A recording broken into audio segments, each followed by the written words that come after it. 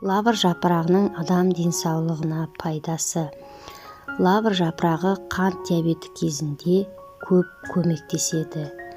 Лавр жапырағының көмегімен қаныңыздағы қант мөлшерін төмендете аласыз.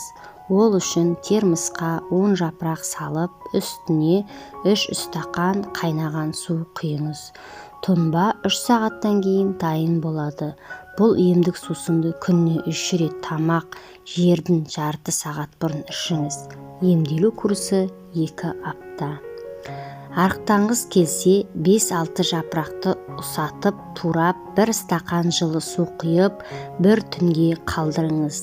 Таңертең лавр сусын 15 минуттай қайнатып, қақпақтың астында тағы 30 минут сақтаңыз. Қайнатпаны күніне 3 рет ішіңіз. Емделу курсы 1-7. Одан кейін міндетті түрде 2 аптадай үзіліс жасауыңыз керек.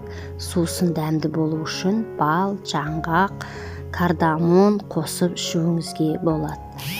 Ауыз қуысы ауруларына да қарсы. Егер аузыңыздан жағымсыз иістер шықса, сіздің қызыл иегіңіз ісінсе, қан жел, стоматит, гневнит секілді ауруларға ұшыраған болуыңыз мүмкін. Олардың алдын алу үшін тамақ арасында үзілісте лавр жапырағын шайнаңыз. Керемет нәтижеге көз жеткізесіз. Ұйқысыздыққа ұшырасаңыз, лавр жапырағының иісі дәрілік шүйгін шөптен кем тыныштандырмайды.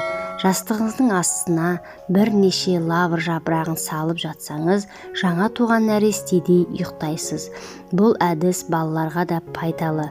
Бұндай хош иістен балалар керемет, қалың ұйқыға кетіп, түн ұйқысын мүлдем бөлмейді. Ара шаққан кездегі сезімді бәріңізге де таныс шығар. Егер сондай жағдайға тап болсаңыз, лавр жапырағын ара шаққан жерге қойып байлап тастаңыз. Қабыну тез арада кетеді.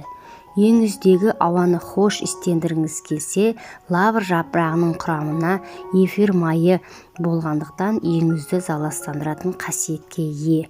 10-15 жапырақты алып қайнатып, бөлмелеріңізге қойыңыз.